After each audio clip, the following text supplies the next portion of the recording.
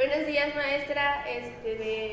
Mi equipo está conformado por Calia Islas, Naomi Castañeda, Jair Cortés, Selvi de la Torre, Oliver Mood y su presentadora, Lizeth Santana. Empezaremos con el primer tema aquí con nuestro compañero Jair. Hola, mi nombre es Jair Cortés y soy tercero A y yo les voy a hablar sobre dos temas. El primer tema que les voy a comentar es el funcionalismo y el segundo que les voy a comentar es el positivismo. Les voy a hablar sobre el concepto de funcionalismo. Aparece en diversas ciencias y ramas del arte para nombrar a la corriente que anuncia la preponderancia de los conceptos formales y utilitarios. El término puede referirse, por lo tanto, a una doctrina de arquitectura, una escuela de la lingüística o un movimiento psicológico, por citar algunos casos. A nivel general puede decirse que el funcionalismo es una escuela de las ciencias sociales, cuyo origen se remonta a los años 30. Esta teoría se encuentra vinculada a pensadores como el francés Émile Durkheim y los norteamericanos Talcott Parsons y Robert Merton, entre otros. El movimiento funcionalista tiene como principal característica la visión que centra lo empírico en la importancia de la labor práctica. Esto favoreció el desarrollo de las disciplinas como la antropología científica, con especialistas que se dedican. El movimiento funcionalista tiene como principal característica la visión que centra lo empírico en la importancia de la labor práctica. Esto favoreció el desarrollo de las disciplinas como la antropología científica, con especialistas que se dedicaron a viajar por todo el mundo para desarrollar sus trabajos directamente en el campo de estudio. Directamente, la teoría del funcionalismo está basada en teoría de sistemas. Se supone que es la organización de una sociedad en sistemas que exige resolución de 4 cuestiones esenciales. Eso es un poco del funcionalismo y ahorita voy a pasar al siguiente tema, que es el positivismo. El positivismo es una de las corrientes idealistas más difundidas en la filosofía burguesa contemporánea. El positivismo se considera un mérito haber acabado según con la filosofía y basar sus teorías exclusivamente los hechos positivos y afirmativos y no sobre las deducciones abstractas y afirmativas. Además, se eleva tanto por encima de materialismo como idealismo, sin ser lo uno ni lo otro. Sin embargo, el positivismo se representa en una realidad de las variantes más superficiales y vulgares metafísicas idealistas. En el rasgo característico del positivismo es la interpretación idealista y simplista del papel de la experiencia y de la ciencia. La experiencia es para el conjunto de sensaciones o representaciones y el papel queda reducido o la descripción y no la explicación de los hechos. Progenitor y el positivismo es el filósofo francés del siglo XXI, Augusto Comte. A fines de este dicho siglo, al principio se consideran los positivistas todos los filósofos que trataban de ubicarse en el materialismo y en el idealismo. Básicamente, a los que se consideraban positivismos era como que una forma de filósofos o charlatanes que querían hacer una nueva forma de ver a los filósofos. Antropología científica, con especialistas que se dedicaron a viajar por todo el mundo para desarrollar sus trabajos directamente en el campo de estudio. Directamente, la teoría del funcionalismo está basada en teoría de sistemas. Se supone que es la organización de una sociedad en sistemas que exige resolución. Mi nombre es Gala y voy a hablar sobre las teorías de la educación. La presentación y contextualización sobre la educación. Teoría de la educación es una asignatura de formación básica que se imparte a los grados de educación social y en pedagogía. Su principal objetivo es la reflexión sobre el contexto y los elementos que intervienen y hacen posible lo que es la educación. Se trata de un saber normativo que analiza desde las perspectivas teóricas las claves de la acción educativa, una que culmina en su aplicación práctica para el mejor desarrollo y, en consecuencia, hacia la sociedad. A través de esta asignatura pretendemos ofrecer lo que es la análisis actual y comprensión de los aspectos y fundamentos que enmarcan la acción educativa. Análisis que, como la educación misma, proyectada hacia un futuro difícil de vislumbrar con exactitud, ha de estar permanentemente abierto sobre las diferentes ideas y las soluciones de la educación que ofrece a nivel individual y social. Así como los objetivos de son comprender el concepto de lo que es la educación y los diferentes elementos que intervienen en el desarrollo del proceso educativo, lo que es el analizar en los diferentes agentes y actores sobre lo de la educación, reflexionar sobre el papel impredecible de la educación sobre el desarrollo personal y social, también indagar con rigor en diferentes problemas educativos actuales y valorar la educación como un objeto de reflexión científica. Así también, esta asignatura tiene asignada como 6 créditos y se imparte de forma conjunta durante el segundo semestre del primer curso de ambas titulaciones. Tanto el título de grado de Educación Social como el grado de Pedagogía pretenden proporcionar la información necesaria para el desempeño como profesionales hacia la educación. También, aunque ambos títulos tienen unos perfiles profesionales definidos y diferentes entre sí, no debemos olvidar que estamos formados a futuros profesionales en la educación y que como tal les reclama una formación básica a la que ayuda a comprender y a analizar la educación en cualquiera de sus manifestaciones.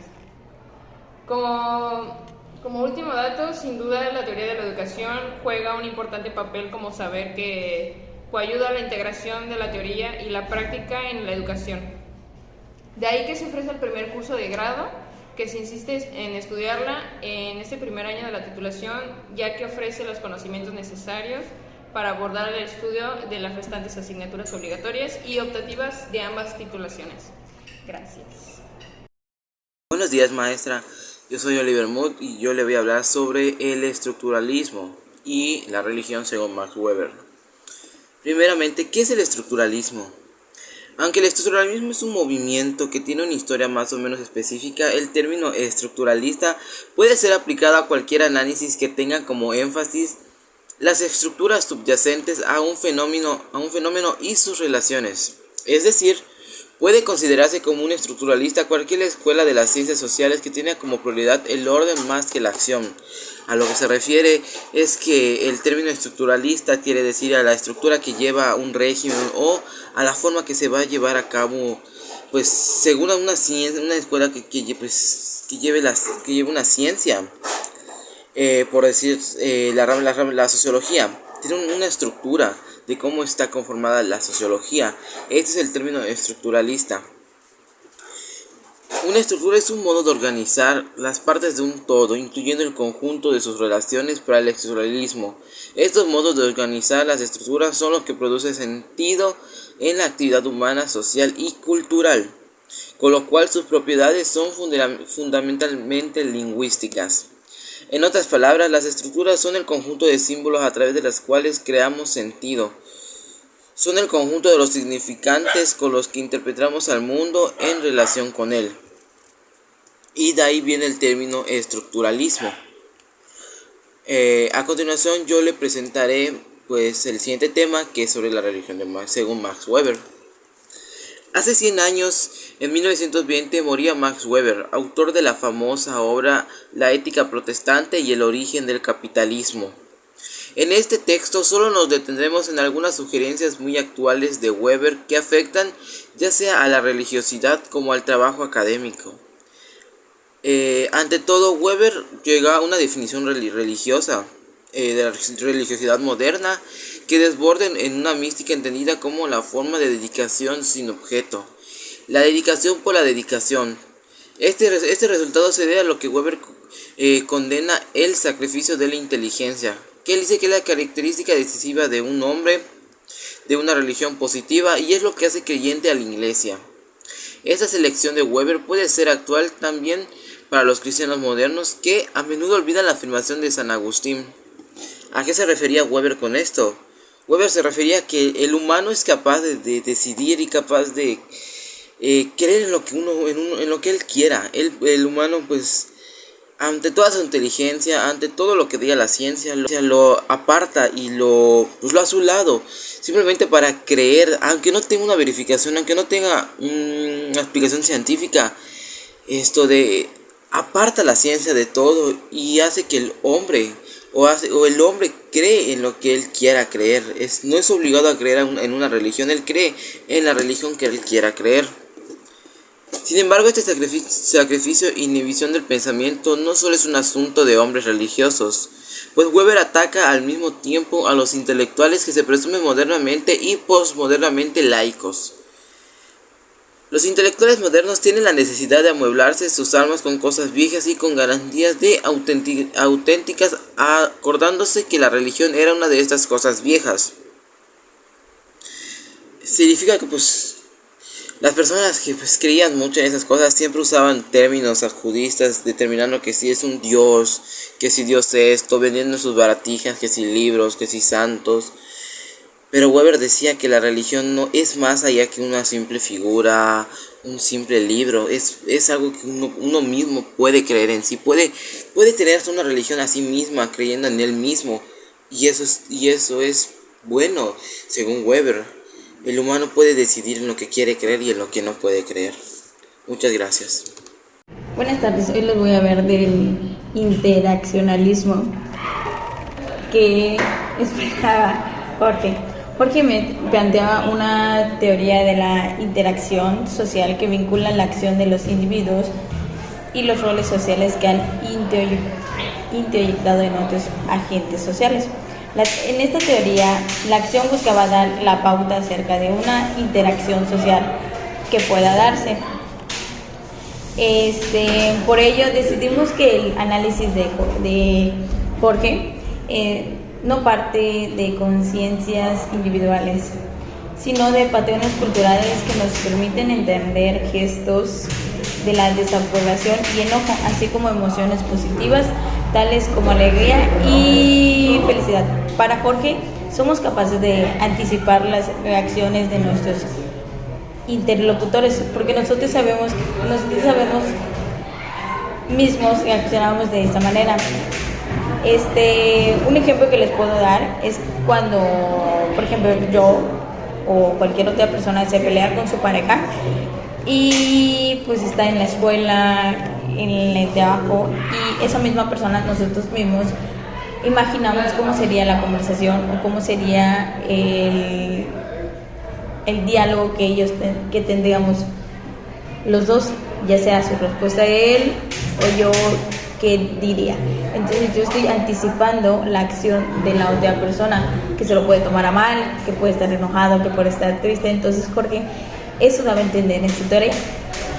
Buenos días, maestra, soy Naomi Castañeda y vengo a hablarles sobre el organismo de Herbert Spencer.